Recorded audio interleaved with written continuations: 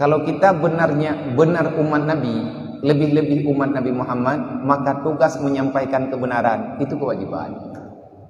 Menurut pribadi kita yang, menurut mampu kita yang.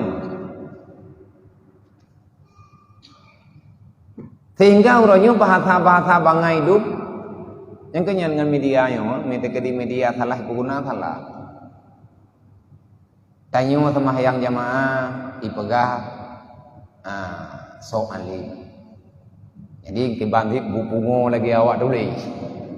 Nya bupa-rupa. Tabak menang aja manusia lang dunia nyo. May hampah lagi hujihnya mendung salah. Yang kenyan urang tu. Menyidu akai urang ba lumo ka kumah. Lumo hana pernah haji. Iyak pak ha makhluk lain lagi haji.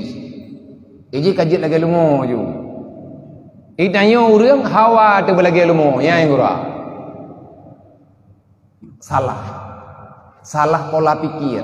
Nyo yang nepegah dalam Al-Quran. Summa radadnahum ila asfala safilin. Di saat manusia itu tidak berfungsi akal dan pikirannya, di saat iman dan Islam bukan ketentuan dalam pilihan hidupnya, maka manusia itu berubah. Perilaku kehidupan lebih ganas daripada perilaku binatang. Lebih tak beradab daripada binatang yang memang dia itu tidak pernah ada aturan sama sekali. Itanyo guyu mulai udipnyo yang god, yang nepegah-pegah tabi oleh Rasulullah, menyatanyo umat Nabi Muhammad, getanyo mesti menjalani bersikap dengan 4 sikap, 4 sifat utama. Mandum umat Nabi Muhammad nyan wajib adanya.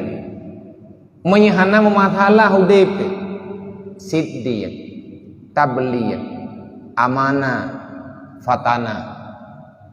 Itu kan sifat Rasul. Ya. Kenapa kita membicarakannya? Laqad kana lakum fi Rasulillah uswatun hasanah. Karena kita adalah makhluk yang dipilih oleh Allah menjadi pengikut Muhammad. Allah kana akui getanyo nya umat Muhammad. Sebab pengakuan kan bak draw ada dengku. Pengakuan bak Allah. Bak salah-salah. Nang kajit hanse pergi untuk pegah draw umat Nabi Muhammad ngan takhanuri maulid. Hanse untuk pegah draw umat Nabi Muhammad ngan baca-baca salawat. Hanse etnan. Tetapi itu bahagian daripada menunjukkan kita ini umat yang sebenar-benar umat Nabi Muhammad. Ada 3 kategori utama yang nepegah dalam Al-Quran. Liman kana yarjullah, yang pertama, laqad kana lakum fi Rasulillah uswatun hasanah. Tidak semua umat yang telah mengakui dirinya umat Muhammad dia bisa mengikuti jejak kerasulan yang nabah Nabi Muhammad. Kanya mana? Tanya mandum tak pegah umat Nabi Muhammad untuk ikut Nabi Muhammad. Mudah lagi tak pegah umat Nabi Muhammad. Tidak. Pura mengenai orang yang hantam mentang yang ke Rasulullah. Jangankan melihat secara nyata di alam mimpi pun belum pernah. Kepingin, tetapi legetanyo kepinginnya hanya sesuai dengan kehidupan sehingga jauh harapan daripada kenyataan. Abu Bakar sendiri yang pangkatnya Rasulullah sendiri memberikan, Allah mengakui suhbahnya Rasulullah dengan sahabatnya Abu Bakar di dalam Al-Quran. Tetapi Abu Bakar ahwatnya Nabi kawafud masih ada kebiasaan Rasulullah, artinya uswatun hasanah yang nabak Nabi. Abu Bakar golong ngebubuan hanabut yang nepubut oleh Nabi, yang hana nepubut oleh Abu Bakar. Sehingga Nabi ni berapa? Andai kata ada Nabi setelahku, maka Abu Bakar lah yang terpilih. Tapi hana, walaupun lawiknya kata dengar Nabi baru wudu. Pokoknya itu pun daerah Sunda Jawa watenya letun beduk letun di Gunung 22 letun di Gunung 26. Nabi baru awak mengkai bakso bakar.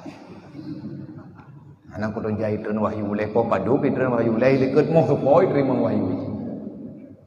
Pokoknya kan nabi tukimin.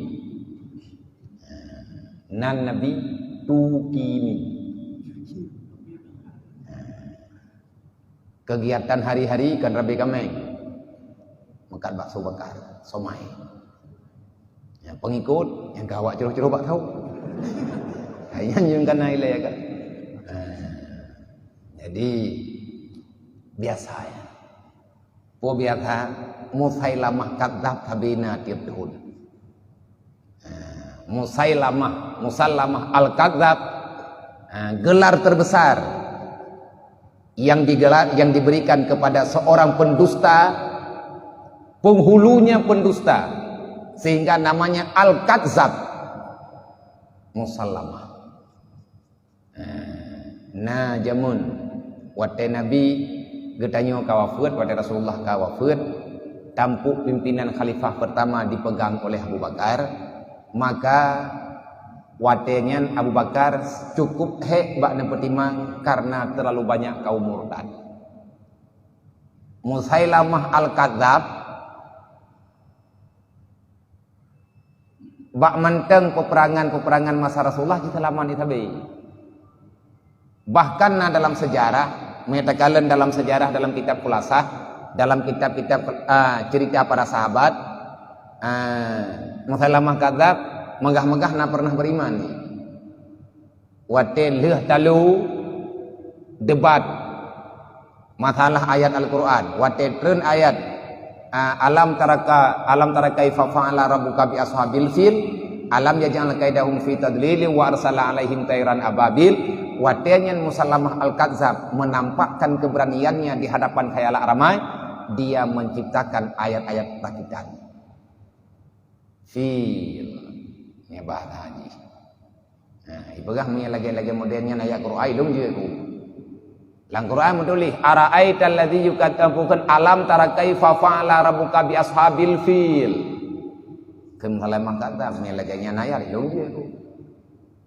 Yang le urang ke banjar aja ke tabak ijihnya urang yang salah ramai urang dukung. Petapat ngon-ngon undang urang dang yang pak tengah kawan ramai pegah.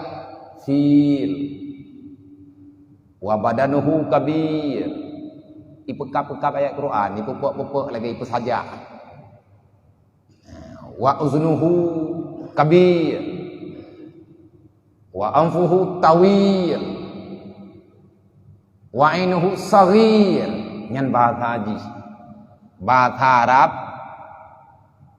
ipu saban dengan bahasa Al-Quran, tapi beile ada pegah urang unta haitim dengan gurada mana menyelagainya ayat Quran yang kaya puna nih gurada ayat Quran fil gajah. Wa anta tadri fil, tahukah kalian gajah?